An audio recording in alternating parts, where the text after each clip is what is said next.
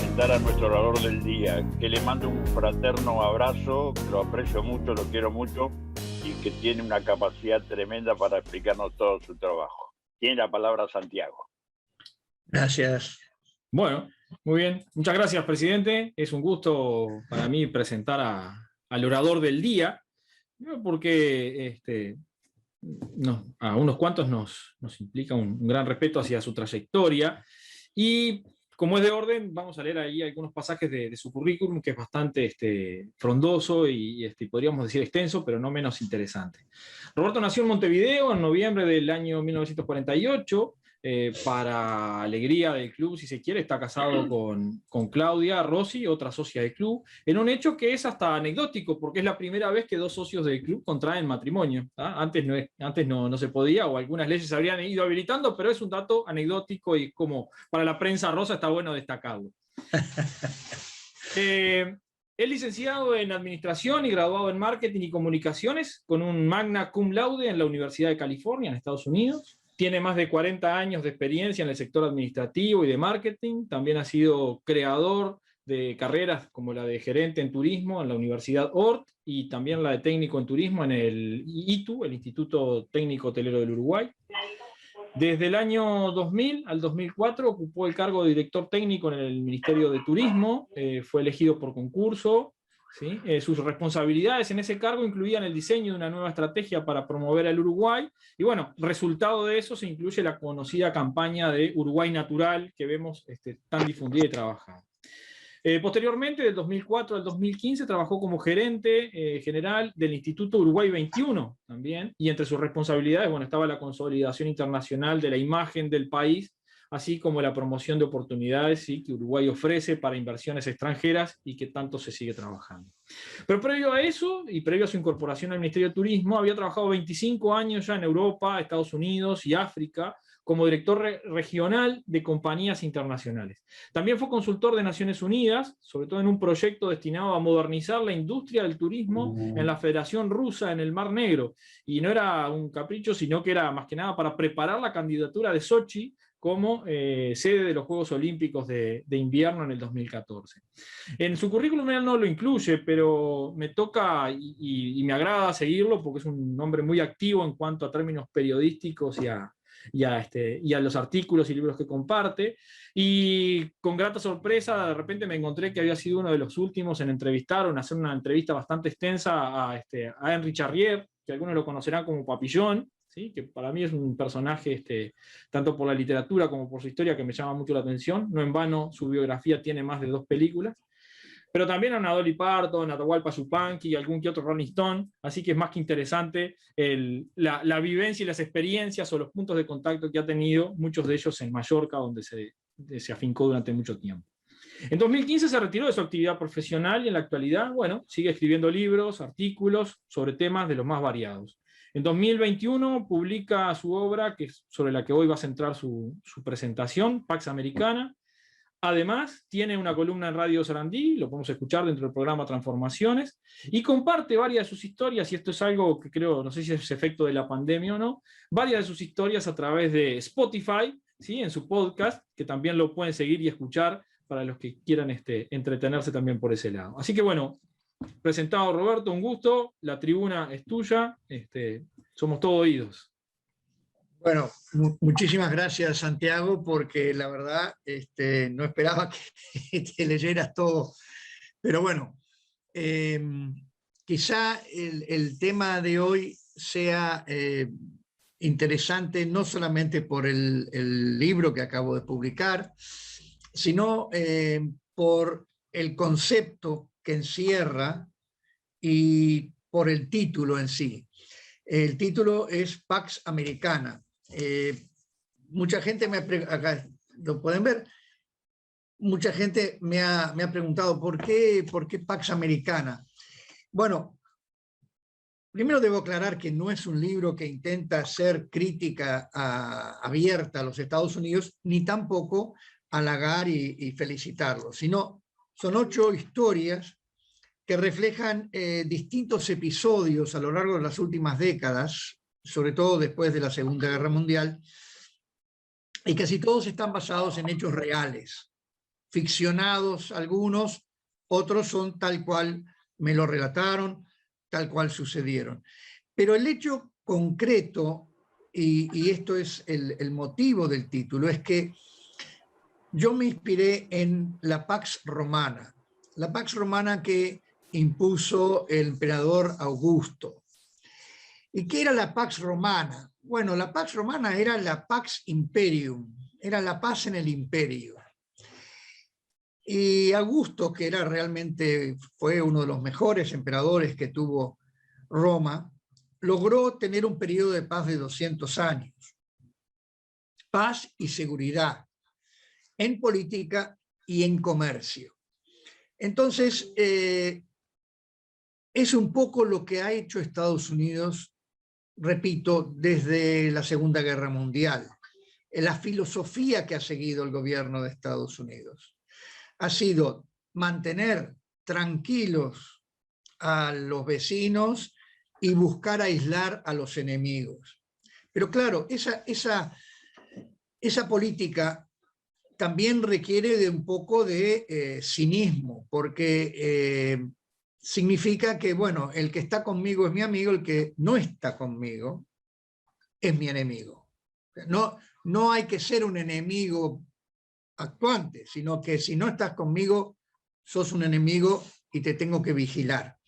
Y eso se expresó claramente en la política del presidente Truman, que se llama justamente la doctrina Truman. Truman, como todos sabemos, tomó el poder después de Roosevelt al final de la terminación de la Segunda Guerra Mundial. Y la doctrina Truman lo que dice es que hay que dar apoyo a los pueblos libres.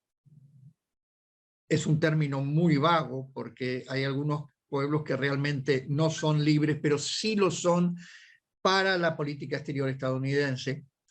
A los pueblos libres, dar apoyo a los pueblos libres que están resistiendo los intentos de subyugación por minorías armadas. Léase comunismo, en ese momento era en quien estaba pensando, o por presiones externas, ya que representan una amenaza al capitalismo de Estados Unidos. Y esto, Estados Unidos, que fue el gran ganador de la Segunda Guerra Mundial, lo aplicó a rajatabla. ¿Por qué el título de esta charla, que es simplemente una charla con amigos que estamos dando hoy? Porque el título se pregunta si es el fin de la Pax Americana. ¿Qué es lo que está sucediendo? Bueno, después de la Segunda Guerra Mundial, Estados Unidos, como decía, fue el único que, excepto Hawái, no sufrió daño en su territorio continental. Toda su industria permaneció intacta. No así Japón y no así Europa, obviamente. Entonces ellos arrancaron con toda una serie de disposiciones y creación de organismos internacionales como las Naciones Unidas, el Banco Mundial, Fondo Monetario, en los cuales ellos tenían la voz cantante.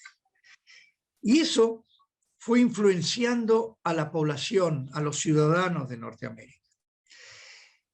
Norteamérica tiene una característica que es, y dicho muy a grosso modo, hay un grupo social que manda y una enorme mayoría que obedece. Esto es común en los imperios. Sería casi imposible en un país como Uruguay crear un imperio, porque aquí todos somos directores técnicos de fútbol, todos somos presidentes, todos sabemos todo de todo y opinamos y somos bastante rebeldes en ese sentido.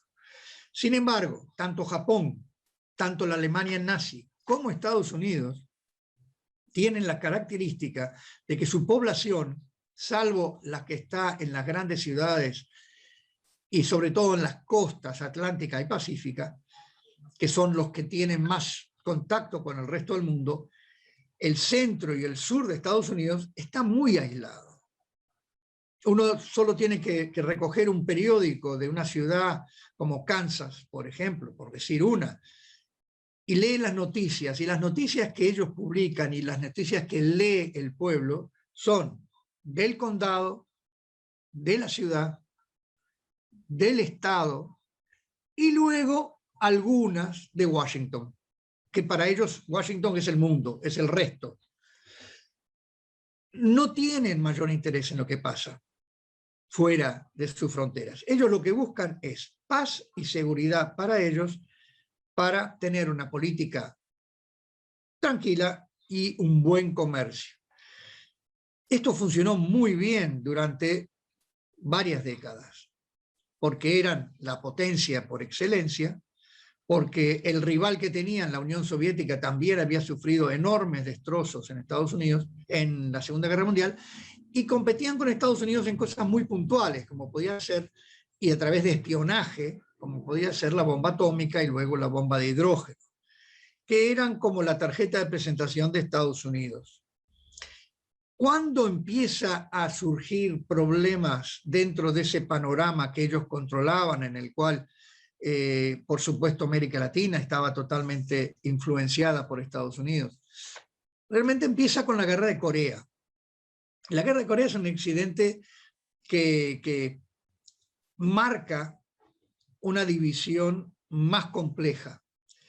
Estados Unidos aplicó y la sigue aplicando una política de yo no voy a entrar a una guerra yo solo. El que quiere ir a la guerra soy yo. Pero voy a buscar socios, los amigos, los que me deben favores, y los voy a agrupar en una alianza. Y entonces ya no es Estados Unidos que invade Irak, ya no es Estados Unidos que invade Afganistán, ya no es Estados Unidos que invade Corea, ya no era Estados Unidos en el principio que invadía Vietnam, sino que es Estados Unidos con 10, 12, 6 otras naciones. Es una estrategia que funcionó durante mucho tiempo, porque entonces ya no era el ogro americano el que estaba invadiendo otro país para eliminar al gobierno de turno. En Corea llegó a ir hasta Colombia con tropas y había 15 naciones. Lo curioso es que el traje que le puso Estados Unidos a la intervención en Corea, en la Guerra de Corea del 50 al 53, fue que eran las Naciones Unidas que intervenían. Pero quien dirigía la guerra no era el secretario general de las Naciones Unidas, sino el presidente de Estados Unidos. O sea, era el grupo de amigos a quienes la diplomacia americana en muchos casos forzó a intervenir. Esto se vuelve a repetir cuando están entrando en Vietnam. Y aquí tenemos un incidente que es conocido públicamente. Johnson quería que Inglaterra, el Reino Unido, interviniera en Vietnam. Ya había conseguido que Australia, que es el único país que ha intervenido en todos los conflictos que ha tenido Estados Unidos desde la Segunda Guerra Mundial. Y esto es a raíz de acuerdos y convenios y ventajas que recibe Australia en el trato comercial a cambio de participar junto a Estados Unidos. Johnson llama al que era en ese momento primer ministro británico, Harold Wilson, y Harold Wilson, que era del Partido Laborista, que era socialista, no ve claro el motivo para invadir Vietnam y no aporta tropas. Es más, se muestra bastante reacio a justificar y apoyar a Estados Unidos. Esto provoca un enorme enojo de Johnson, que no quería ir a visitar Inglaterra, que al final se soluciona con una visita de la reina, pero castigó a Gran Bretaña en préstamos y otras cosas por no haber apoyado el esfuerzo en Vietnam. Pero Vietnam tiene unas características, y en el libro hay un par de historias, una de ellas que es absolutamente cierta, porque es la historia que me relató un compañero en la Universidad de California cuando estábamos estudiando, los compañeros de clase, y este muchacho acababa de volver de Vietnam, y acababa de volver gravemente lesionado, casi perdió una pierna por una bomba antipersonal y la metralla que había entrado en su pierna.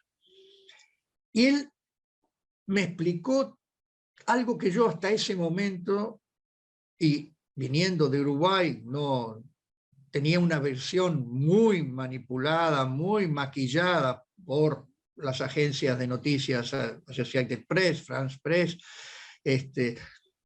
United Press, de lo que era la guerra de Vietnam. Entonces, cuando yo me encuentro con un muchacho que además tenía 6 medallas al valor, no es que fuera que haya ido a Vietnam como cocinero, pero que se había integrado a la Asociación de Veteranos de Guerra de Vietnam contra la Guerra de Vietnam, que en ese momento tenían 30.000 ya miembros, para mí fue un enorme shock, porque encontré que había toda una cantidad de jóvenes que no querían ni apoyaban y que no querían ir a la guerra, y que cuando volvían con unas historias horripilantes y además haciendo dudar a todo el mundo de por qué estamos en Vietnam. Estamos hablando del año 70, 71. Entonces, ahí empieza a resquebrajarse esa estructura interior que tenía Estados Unidos, en la cual el apoyo era total a cualquier política que adoptara el gobierno de Estados Unidos. El pueblo de Estados Unidos tenía todavía muy presente la imagen, la sensación que ellos habían recibido cuando invadieron Normandía, cuando invadieron Italia, cuando entraban en las ciudades como liberadores, y la gente les tiraba flores y los franceses le ofrecían botellas de vino y eran héroes. Y el pueblo estaba agradecido de que ellos llegaban ahí. Esta visión fue transmitida a lo largo de los años en las escuelas en Estados Unidos. Y fue transmitida junto con algo que ellos llaman el destino manifiesto, que es el destino de Estados Unidos en defender la democracia en el mundo, y que ellos son realmente los paladines de la democracia. Entonces los jóvenes han sido educados a creer que ellos tienen un rol que cumplir, que el país es por lejos el mejor país del mundo y que tienen que apoyar lo que decida el gobierno. Claro, esta filosofía que arranca con algo que a mí me asombró cuando me enteré que a los niños de primer año de primaria les enseñaban que George Washington nunca había dicho una mentira. Nosotros, viniendo de países latinos y con otra experiencia de nuestros políticos, realmente no le damos mucha credibilidad a eso. Pero va más allá. La creencia que van metiéndole a todos estos chicos es que ellos van a tener que ir a defender la democracia en el mundo. ¿Qué pasó en Vietnam? Descubrieron que nadie quería que estuvieran en Vietnam. Descubrieron que los vietnamitas, gran mayoría, no los querían. Los querían los que vivían en las ciudades, pero los campesinos los odiaban y los mataban a ellos en emboscadas. Entonces imagínense el shock que sufren estos jóvenes, que además en la guerra de Vietnam, a diferencia de la Segunda Guerra Mundial, en la guerra de Vietnam van los conscriptos, los que hacen el servicio militar. Y los que hacen el servicio militar en la época de Vietnam, ahora ya no existe el servicio militar, es un ejército profesional, pero en ese momento eran las clases pobres. Porque los que estaban yendo a la universidad y estudiando en la universidad, si tenían buenas notas, no eran llamados a filas. Por ejemplo, George W. Bush, el hijo de George Bush, presidente anteriormente, no va a la guerra. Integra la Guardia Nacional, el brazo aéreo de la Guardia Nacional, y se queda en Texas. O sea, no iban, y los que iban eran los hijos de obreros, de campesinos, y sobre todo los negros y los latinos. Entonces, era hasta discriminatorio el ejército con quienes iban y quienes no iban. Para colmo de males, pierden la primera guerra en la historia de Estados Unidos. Entonces, estos muchachos que, como el caso de Gary Alexander, que yo en el libro incluyo una foto de él, que venía de un pueblo en California, que había sido educado con todas estas fábulas, en cierta forma, va a Vietnam, lucha, sufre, lo hieren, y cuando vuelve, la gente los escupe y los insulta.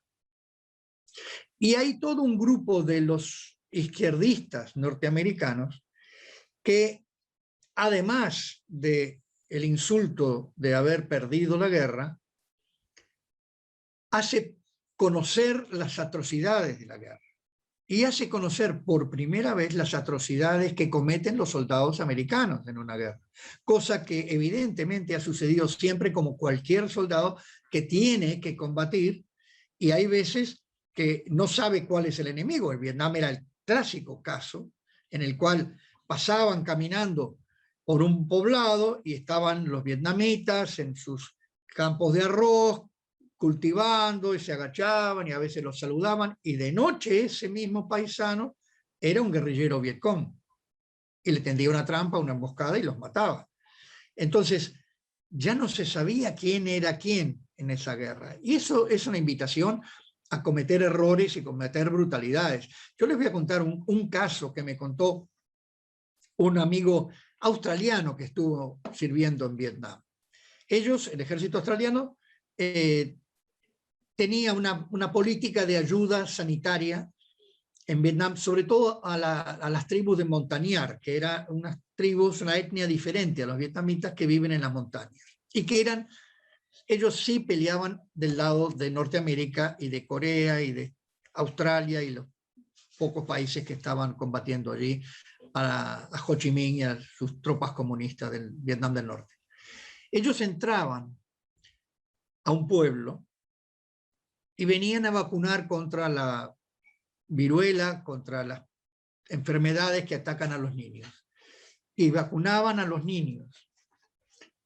Ellos se sentían que estaban cometiendo un acto humanitario, hasta que un día se cancelan, por orden del comando australiano, esas operaciones. ¿Y por qué se cancelan? Y había resistencia entre los soldados y los médicos que querían seguir. Les tienen que mostrar unas fotos. Ellos vacunaban a los niños en el poblado, se iban del poblado y entraban los Vietcong y le cortaban el brazo donde habían vacunado a esos niños, para que nadie se acercara a los australianos o a los americanos, para crear el terror. Entonces, un muchacho de 19 años que ve estas brutalidades, que ve estas barbaridades, que se siente culpable incluso porque él vacunó a este niño que le acaban de cortar el brazo y lo acaban de mutilar, es muy difícil pedirle que no tenga una furia interior contra el enemigo, que en este caso es el Vietcong o luego los soldados de Vietnam del Norte. Entonces, esta guerra fracturó la sociedad americana y sigue siendo la guerra que más trauma crea. Fíjense ustedes que sigue siendo el número más alto de suicidios de excombatientes en guerras, es la de los excombatientes de Vietnam, al día de hoy. Siguen suicidándose en cantidades muy importantes. O sea, fue traumática desde todo punto de vista. Fue la guerra que trajo las drogas masivamente a Estados Unidos, porque los soldados tenían acceso a no solamente marihuana, sino tenían acceso a opio, tenían acceso a heroína y a coca. Entonces, lo que vino fue una juventud desengañada, que sentía que los habían estafado y que además venían heridos gravemente en su psiquis. Esta guerra sigue siendo, como dije, un motivo de discusión en Estados Unidos, aunque parezca mentira, porque terminó hace décadas. Luego vienen eventos en los cuales Estados Unidos, primero Rusia o la Unión Soviética, manda el primer hombre a la luna, al espacio, luego manda 2 hombres al espacio, luego manda la primera mujer al espacio, luego la primera caminata espacial. Y ahí Kennedy marcó la línea, dijo, no, acá tenemos que llegar a la luna antes de final de esta década. Y lo consiguen. Y eso da una unidad, una cierta unidad a Estados Unidos. Pero claro, sigue estando Vietnam. Se llega a la luna en el 69 y Estados Unidos está hasta principios de los 70 en Vietnam. La huida de Vietnam también es vergonzosa, con eso todos hemos visto las filmaciones, los helicópteros arriba de la embajada, cargando y sacando gente que no caben ya para salir corriendo, o los portaaviones la tripulación empujando al mar los helicópteros para tener menos carga inútil, porque ya se iban. A esto le sigue un momento en el cual Estados Unidos empieza a plantearse, bueno, vamos a tener que cambiar, no podemos seguir siendo así. Y ganan presidentes como Jimmy Carter, que en el fondo Jimmy Carter era un hombre bastante pacífico, pero choca con una falta de comprensión de lo que debe hacer Estados Unidos para mantener su influencia. Y todos recordamos el incidente de los rehenes en la embajada de Estados Unidos en Teherán. Y el desastre de la operación rescate, cuando se rompe un helicóptero en el desierto, se prende fuego, todo un desastre. La moral de Estados Unidos empieza a bajar. Pero todavía sigue estando la Unión Soviética, y eso es un elemento aglutinador al pueblo americano, el enemigo, el comunismo. Viene Reagan y se da cuenta que tienen que ganar una guerra. Sea la que sea, hay que recuperar el prestigio y bueno, invade una islita de Grenada, en el Caribe. También vuelven a armar una alianza con todas las islitas del Caribe, donde ellos tienen Estados Unidos tiene su influencia, y bueno, recuperan Granada. Ahí en Granada había tropas cubanas, y los expulsan, y es un pequeño triunfo, que luego se repite con Panamá, cuando invaden Panamá y sacan a Noriega, que había sido un socio de ellos, pero que luego la relación se había complicado, también ganan. Entonces empieza a levantar el orgullo y la moral, sobre todo de la mayoría silenciosa. Y esta es la mayoría silenciosa que apoya, luego de las Torres Gemelas, que apoya la invasión de Afganistán y la invasión de Irak, que la segunda invasión de Irak está creada con información falsa, de las armas de destrucción masiva que no existían, pero que una vez más consiguen que Tony Blair se alíe con Estados Unidos y otros países también. Entonces ya no es solo Estados Unidos, es una alianza que invade Afganistán, una alianza que invade Irak. Pero ni Irak ni Afganistán son triunfos militares. De hecho, ahora Joe Biden ha dicho que se va a ir, que va a sacar las tropas, porque son las guerras más largas en la historia de Estados Unidos. Y no han logrado nada, absolutamente nada, excepto crearse más enemigos, probablemente. ¿Quiénes son los que apoyan y siguen apoyando esta política del gendarme del mundo? Es una mayoría silenciosa, compuesta básicamente por el centro y sur de Estados Unidos. Y entonces, cuando cae la Unión Soviética, hay un nuevo rival, que es China. Y China, con sus 5.000 años, es mucho más inteligente que la Unión Soviética. En vez de querer enfrentarse en pequeñas guerras regionales, se enfrenta comercialmente. Primero compra parte de la deuda de Estados Unidos, con lo cual se convierte casi en el dueño de la economía americana. Hace amistad con muchísimos países. Le quita a Estados Unidos en gran medida parte de América Latina, que era el jardín del fondo de Estados Unidos. Entra en América Latina con programas de ayuda, con becas, con donaciones, sin inicialmente pedir nada a cambio. Y la gente y los gobernantes, obviamente, en un continente o un subcontinente que tiene grandes problemas económicos, encuentran un aliado. Esta pérdida del poder de Estados Unidos aflige a la mayoría silenciosa. Y eso termina explicando el fenómeno Trump. Porque Trump, muy inteligentemente, Trump dice muchas barbaridades, pero no es ningún tonto.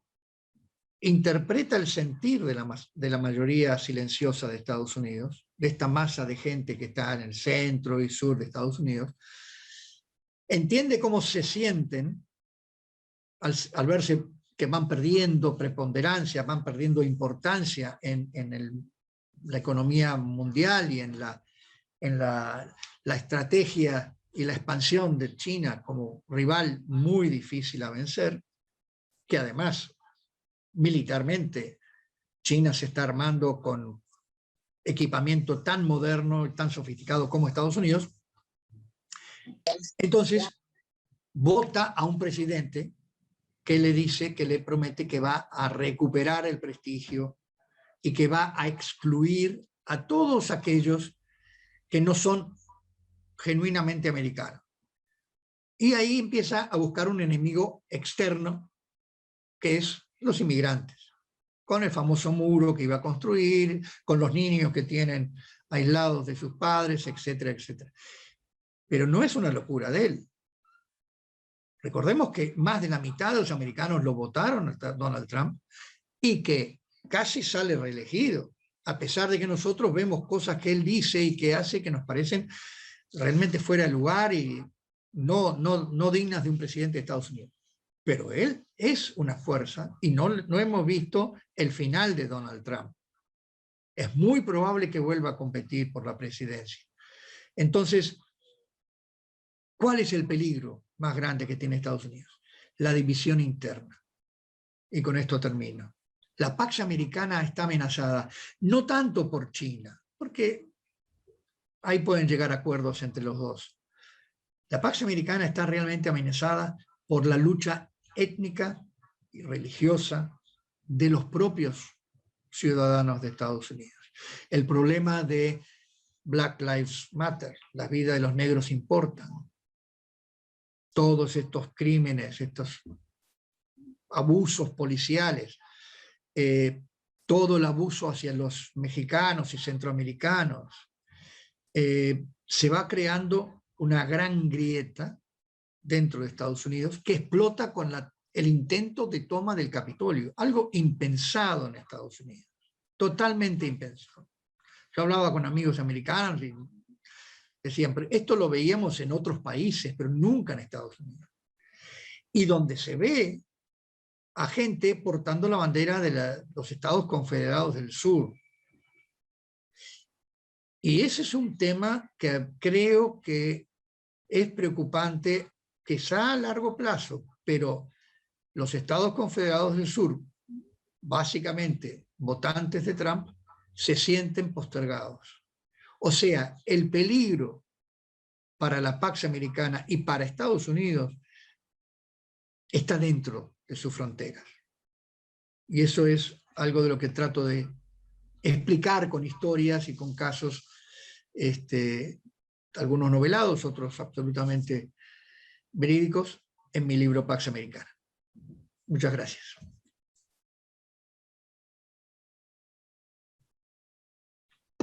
No te oigo. Está sin audio, presidente. Ahora sí. Felicidades, muy linda la conversación, la presentación excelente. Gracias, muchas gracias. Espectacular, sí, la explicación y todo. Un futuro difícil. Ahora sí nos ordenamos, el presidente, y después si hay preguntas. ¿Sí? Bueno, la felicitación y el agradecimiento correspondiente. Y Santiago, con toda seguridad hay alguien que quiere hacer alguna pregunta, ¿no? Quienes quieran hacer preguntas o levantan la mano o me hacen señas en la cámara y con gusto les damos la palabra y nos vamos ordenando. Gerona, Héctor, Ricardo, ahí es uno de ellos. Activamos el audio, Ricardo. Ahora bueno, sí. Roberto, excelente tu exposición, muy bien detallada. Quizás hay dos puntos que te voy a decir que quizás, no sé si tuviste un pequeño lapsus, que fue lo siguiente. Dijiste que en el año 50 Estados Unidos invadió Corea. No, fue la Corea del Norte de Kim Il-sung, instigado por Stalin, que cruzó con sus tropas el paralelo 38 y ocupó prácticamente toda Corea del Sur hasta Pusan, hasta que después en Incheon Douglas MacArthur inició una contraofensiva. Eso, en primer lugar, creo que es correcto, ¿no? Sí, absolutamente. Yo no recuerdo haber dicho invasión, pero si lo dije, no es, Sí, no es que por eso invadió, mismo. participó Sí, por eso mismo estoy en la segurísimo. defensa de Corea del Sur. Exacto, segurísimo que tuviste un pequeño lapso, por eso te Sí, decía. no, porque aparte casi expulsan a los coreanos del sur al mar, o sea, llegan Exacto, casi... totalmente, totalmente. Y segundo, también ratificando lo que dijiste con respecto a la guerra de Vietnam, dos temas con respecto a Vietnam. Una, que fue también el invento de Johnson en el año 64 del famoso incidente del Golfo de Tonkin, que fue un invento por el cual supuestamente botes norvietnamitas atacaron el destructor Maddox en el Golfo de Tonkin, dándole pretexto a Johnson para bombardear en forma mucho más pronunciada y efectiva y con mucho más miles de efectivos. Llegó a haber 500.000 hombres de Estados Unidos en su momento en el punto álgido de la guerra en Vietnam.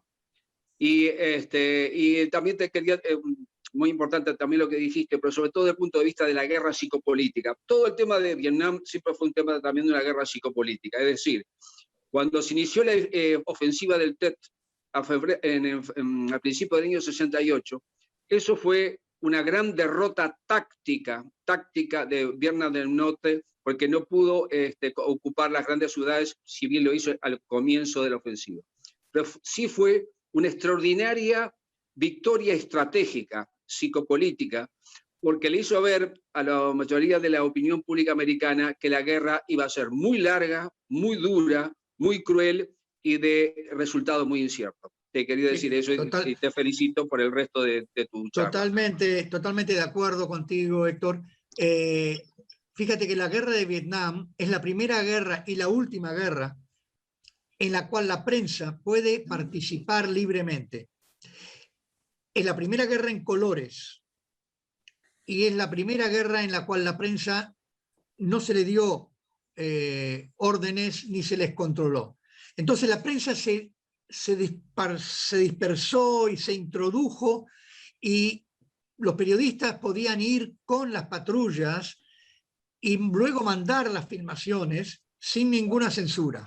Entonces, ¿qué pasó? Que estas filmaciones, que eran horribles, de soldados americanos heridos con la pierna volada, que los cadáveres arriba de los jeeps, la veía el pueblo americano a la hora de la cena, a las 6 de la tarde, con las noticias que daba Walter Cronkite y todos estos.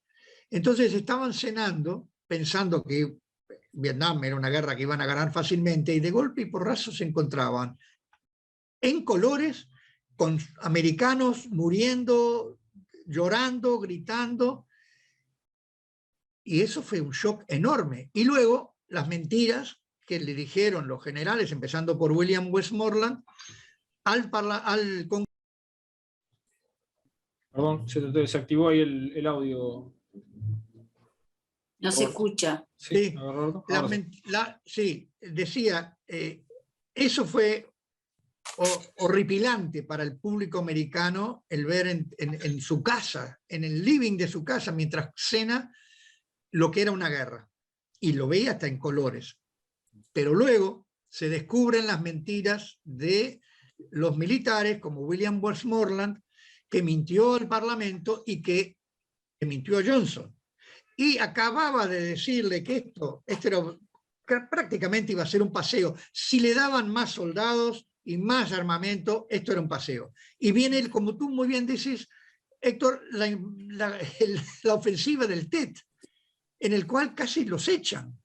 Entonces la gente dice, ¿pero qué es esto? ¿Cómo un enemigo del cual nosotros nos dijeron hace 2 meses que está liquidado, puede atacar hasta dentro de las bases más importantes nuestras, como era Da Nang, y puede llegar a rodear la embajada americana en Saigón?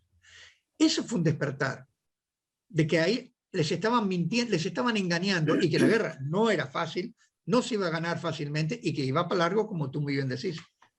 Bueno, nos comunicamos. Bien, ahí tenemos la pregunta de una de nuestras visitantes, de Marta, que estaba levantando la mano. Marta, adelante. Bueno, antes que nada, buenas tardes a todos. Gracias por dar la posibilidad, Roberto, a exponer sobre su libro.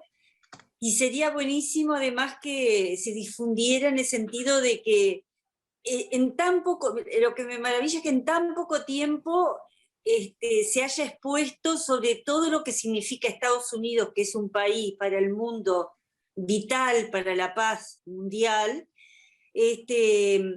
todo lo que pasó, o ese, no sé cómo explicarle, todo ese proceso de guerras y de psicología atrás de una guerra, lo cual no es fácil de entenderlo. Yo soy absolutamente ignorante con respecto a esto, o sea que lo manifiesto abiertamente.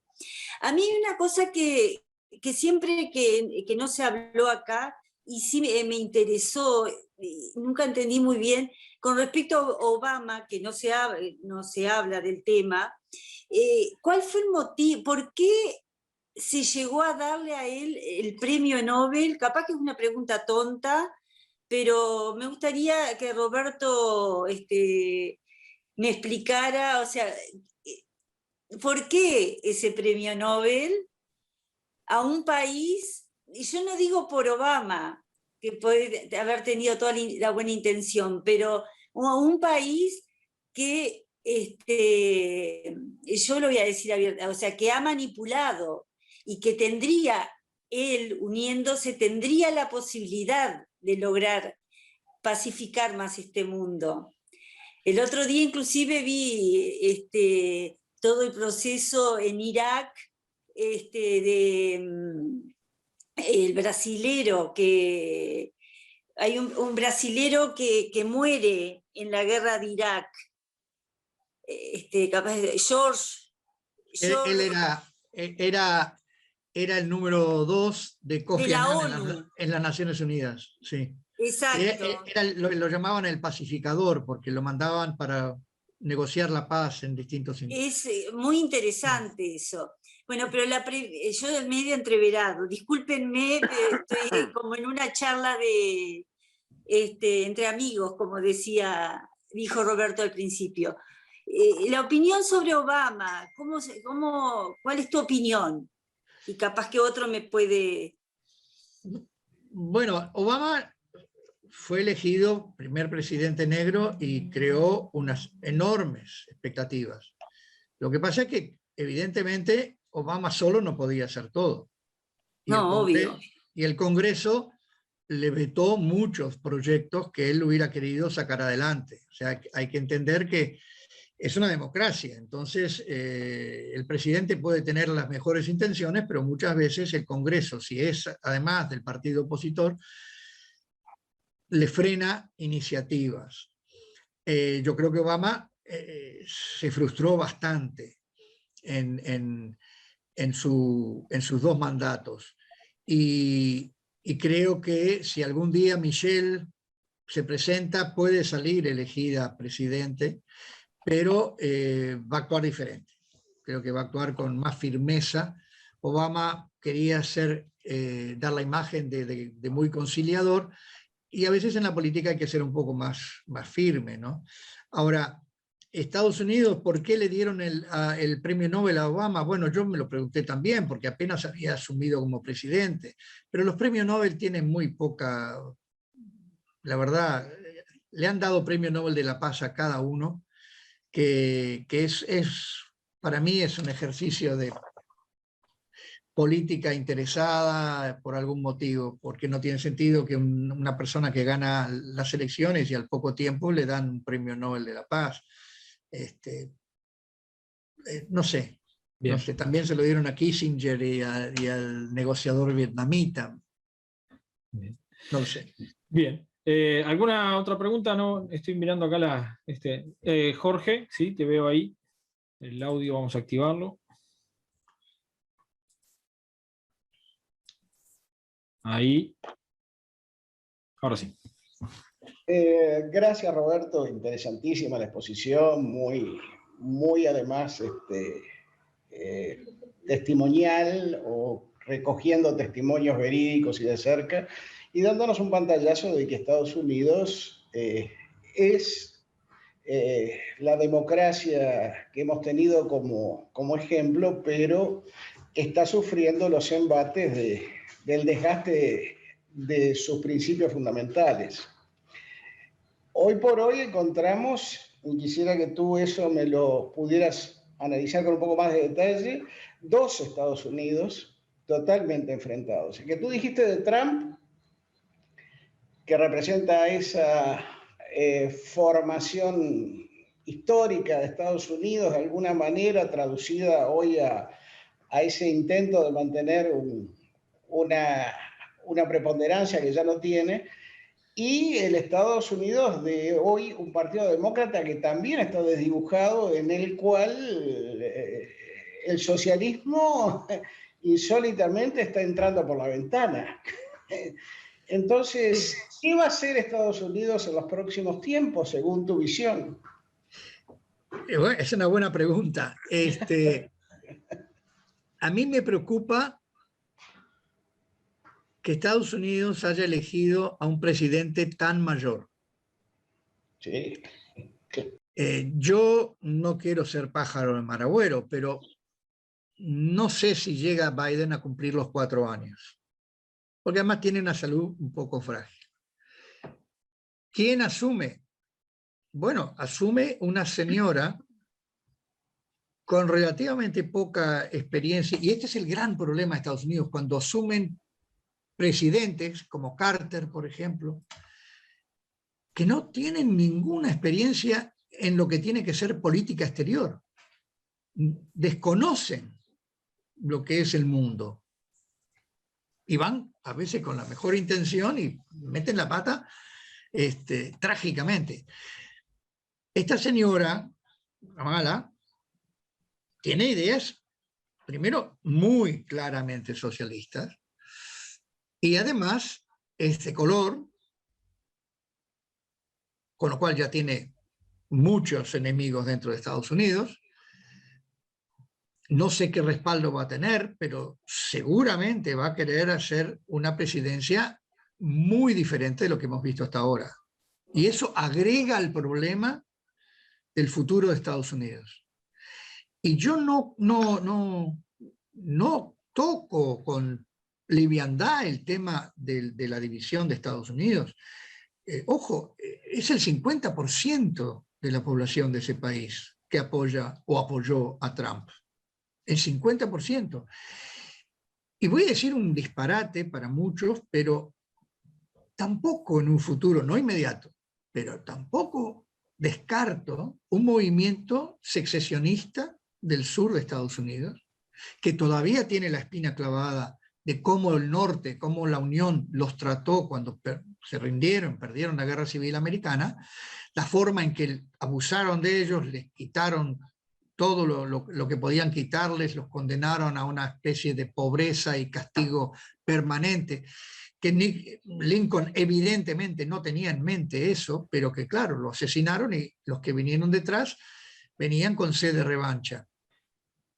Los sureños no se han olvidado de eso. Yo he tenido la oportunidad de trabajar en el sur, de convivir con ellos. La bandera confederada para ellos es más importante que la de barras y estrellas. Y Washington es el enemigo a vencer. O sea, estoy hablando de empresarios, no estoy hablando de granjeros. Entonces, y hay una pobreza en el sur de Estados Unidos que no se ve en el norte ni en la costa oeste. O sea que además de los problemas raciales, étnicos, políticos de izquierda y derecha de Estados Unidos, está el problema del norte y el sur que no se ha resuelto todavía. No se ha resuelto. Y la clara demostración fue el huracán Katrina, cuando pega en Nueva Orleans, la ayuda que envía George W. Bush, la ayuda que envía Washington es tarde, totalmente insuficiente, y tiene un tinte de racista impresionante, porque Nueva Orleans tiene una enorme población negra. Y arreglaron todos los otros focos donde pegó el huracán, y último fue Nueva Orleans. Entonces, eso simplemente estimula más odio hacia Washington, ¿no? Y eso está ahí, no se han olvidado. Y vuelvo a repetir, solamente hay que ir a Tennessee, a partes de Kentucky, a Georgia, Luisiana, Alabama, Mississippi, Arkansas, y es otro Estados Unidos, otro Estados Unidos. Y no sirve ir a una universidad allí a estudiar, o no sirve ir de turismo, no, hay que ir y trabajar con ellos para entender que es otro país, totalmente diferente. Bien. Roberto, aprovechando el tiempo que teníamos ahí a Julita también levantando la mano. Hola, Julita. Julita, adelante tu pregunta. ¿Qué tal? ¿Qué tal? Bueno, sobre todo felicitarlo por este excelente resumen, nada menos que sobre lo que es y ha sido Estados Unidos, y además de una forma muy objetiva y desapasionada. Yo confieso que a mí me cuesta ser tan desapasionada cuando hablo de Estados Unidos, porque tal como se titula tu libro, a pesar de todos sus errores o defectos que has mencionado con toda razón, es indudable que hemos vivido en la Pax Americana en Occidente. Totalmente. Porque no olvidemos que todas las guerras mundiales que hubo en el siglo pasado, tan terribles, no fueron comenzadas por Estados Unidos. Y además Estados Unidos nos brindó a todo el Occidente ciertos conceptos democráticos que para mí tienen un valor enorme, y siendo un país como cualquier otro que no puede estar libre de defectos, quieras que no, es un ejemplo de 200 años al menos de instituciones democráticas que se mantienen, que cambian los presidentes, que no hay reformas constitucionales para que sigan en el poder durante años y años, como hemos visto tanto en nuestro continente. O sea que, más allá de todo lo que tú hablas de Estados Unidos, por ejemplo, la guerra a Irak es una cosa inconcebible, pero la Pax Americana me alegro de haberla vivido. Sí, estoy de acuerdo contigo. Nos dio el periodo más largo sin una guerra mundial, con guerras importantes pero regionales, ¿no? Y hay un sistema que funciona, que ha inspirado a muchas constituciones, o sea, hasta la nuestra. La preocupación para mí es el deterioro de ese país y el deterioro de los líderes de ese país. Porque cuando ves un presidente que miente abiertamente como Donald Trump y que igualmente casi sale reelegido, es preocupante, porque ha habido un deterioro en la calidad de los políticos americanos. Y el hecho concreto es que eligieron a un señor muy mayor y no tenían a nadie más, los demócratas. Cuando empezó Trump, creo que la mayoría de nosotros pensábamos, bueno, dice cualquier disparate, pero no va a llegar a nada. Y se comió a todos los candidatos del Partido Republicano. Entonces hay algo que está muy enfermo en la sociedad americana. Y eso realmente es lo que me preocupa, porque no podemos comparar a un Franklin Delano Roosevelt con Donald Trump, o un Kennedy con Donald Trump. Pero lo que tenemos ahora es a Donald Trump y a un presidente Joe Biden que tiene buenas intenciones, pero que, vuelvo a repetir, yo no sé si llega al final de su mandato. Entonces, esa Pax Americana, la Pax Romana duró 200 años, pero cayó por su propio peso, de adentro cayó. Yo no creo que podamos seguir confiando en que vamos a seguir teniendo esa Pax Americana, cuando dentro de la sociedad americana hay una rebelión convocada por el expresidente que quiere entrar a matar, y de hecho hay muertos en la toma o el intento de toma del Capitolio. No es el Estados Unidos que nosotros hemos visto y disfrutado yendo. Yo estudié en Estados Unidos. Es muy diferente hoy en día. Es muy diferente. Y la manera en que manejaron la pandemia también fue sorprendente. Muy sorprendente.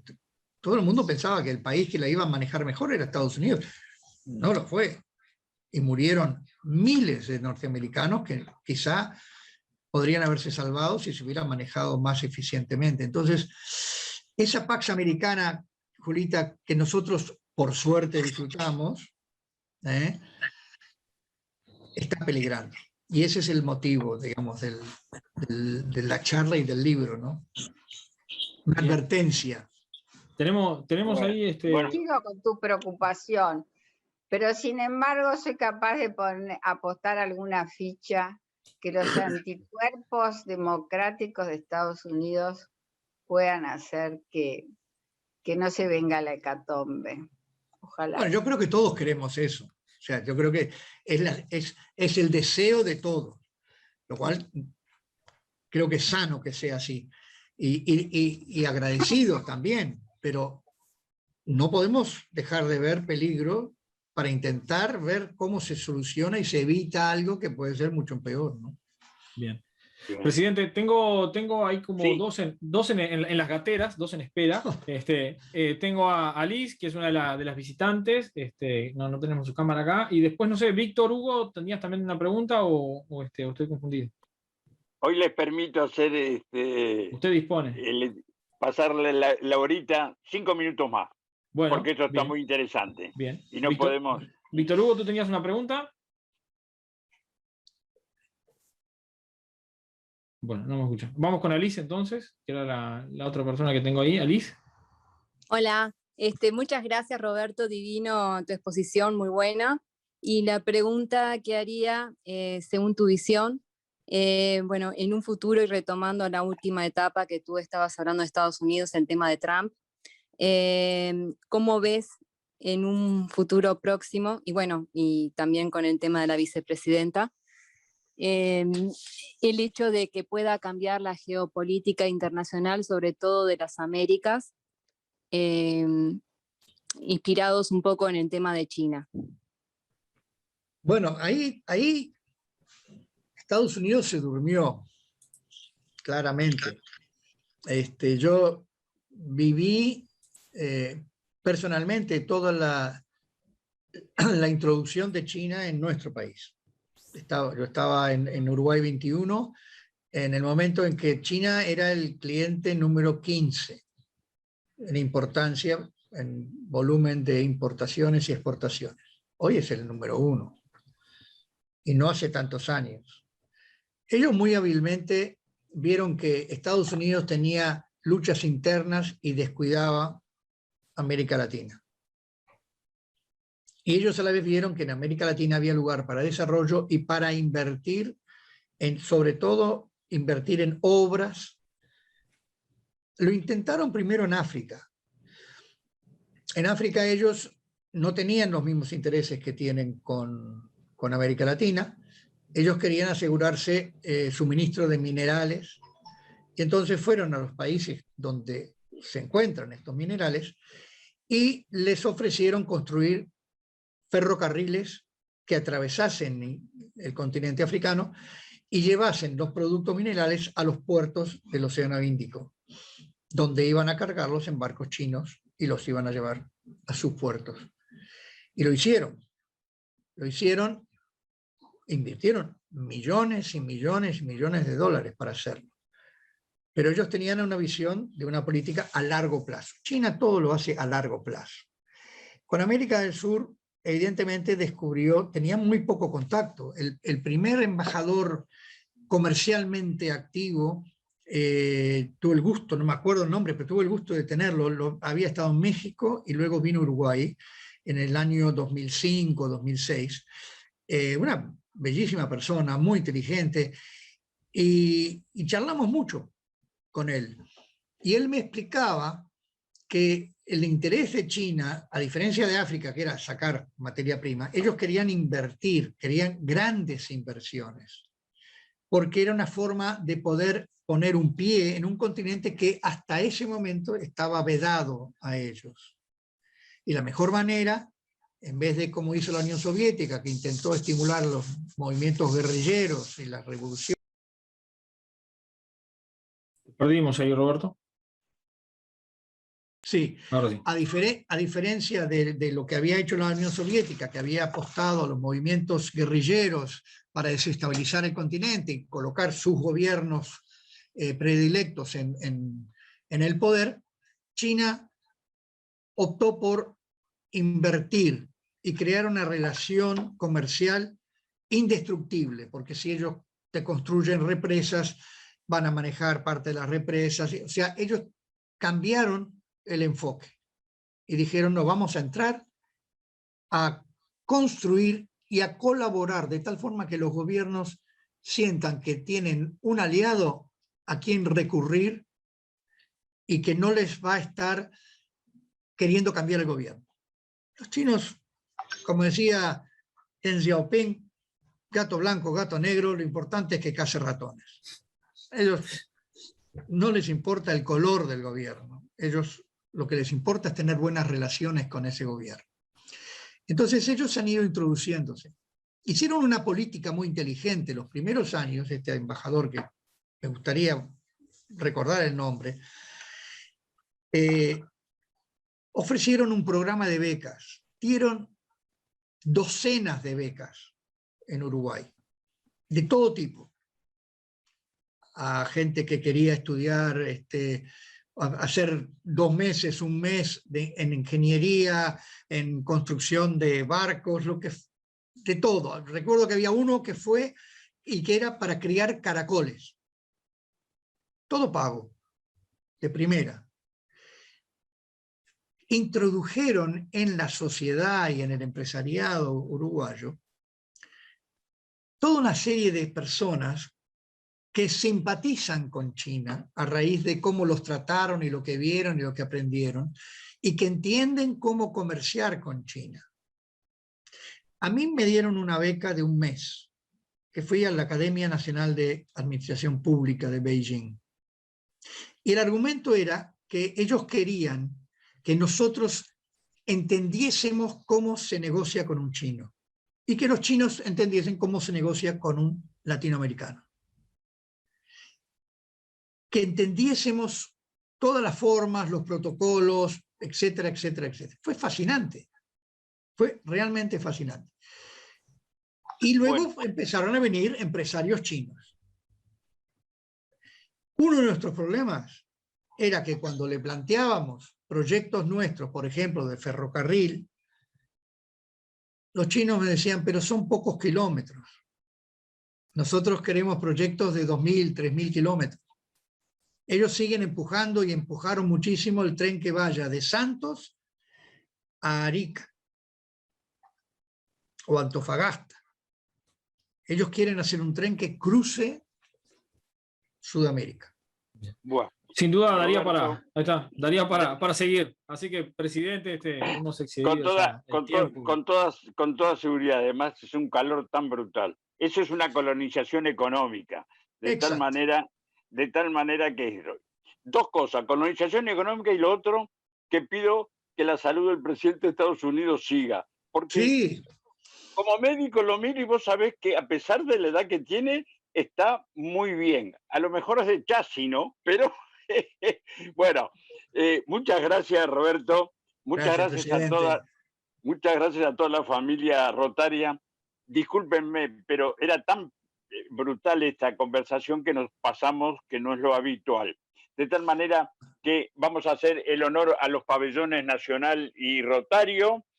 Vamos a decirle hasta el martes que viene, que tomen el cafecito virtualmente y que realmente nos vamos hoy muy contentos después de esta charla. Un abrazo a toda la familia y a los invitados y al de Venezuela, con mucho cariño.